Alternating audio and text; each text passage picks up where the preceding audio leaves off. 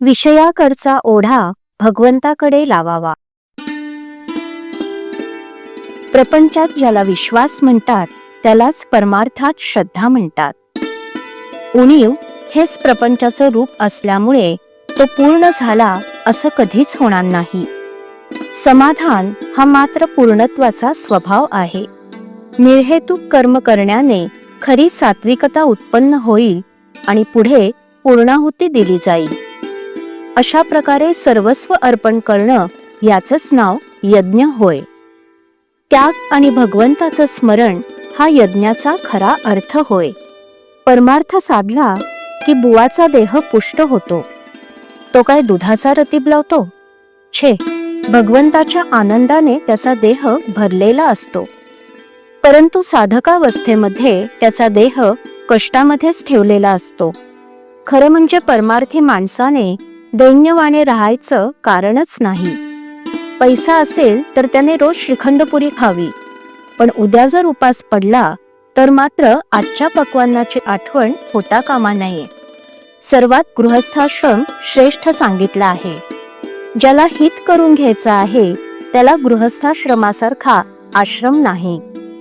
पण लग्न करून विषयात सर्व काळ घालवू लागलो आणि प्रपंचाची कर्तव्ये करायची राहिली तर मग लग्न करून काय साधलं?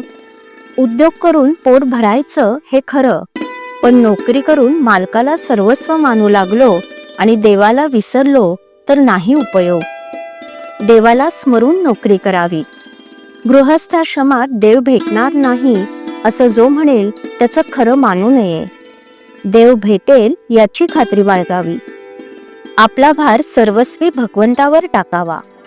संकट आनंद दोन्ही भगवंताला सांगावीत.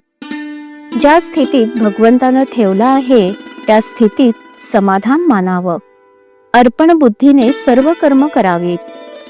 ज्यात माझं मन मला खात नाही ते काम चांगलं असं समजावं. कोणत्याही मनुष्याला जोपर्यंत या प्रपंचामध्येच सर्व काही आहे असं वाटत असतं तोपर्यंत तो परमार्थापासून दूर असतो. वाईट लोक समाधानात दिसतात पण खरे ते तसे नसतात.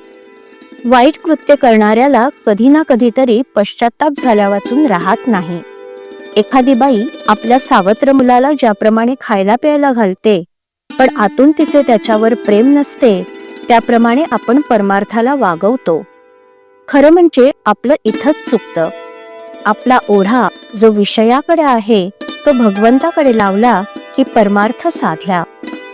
ज्याने विषयातलं सुख भगवंताकडे लावलं म्हणजे भगवंताच्या स्मरणात ज्याला सुखासमाधानाचा लाभ झाला त्याचे जन्माला येऊन खरे कल्याण झाले.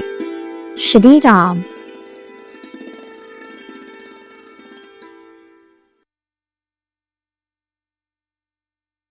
श्रीराम जय राम जय जय राम.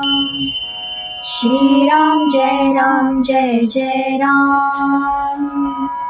श्रीराम जय राम जय जय राम. श्रीराम जय राम जय जय राम. श्रीराम जय राम जय जय राम. श्रीराम जय राम जय जय राम. श्रीराम जय राम जय जय राम. श्रीराम जय राम जय जय राम. श्रीराम जय राम जय जय राम.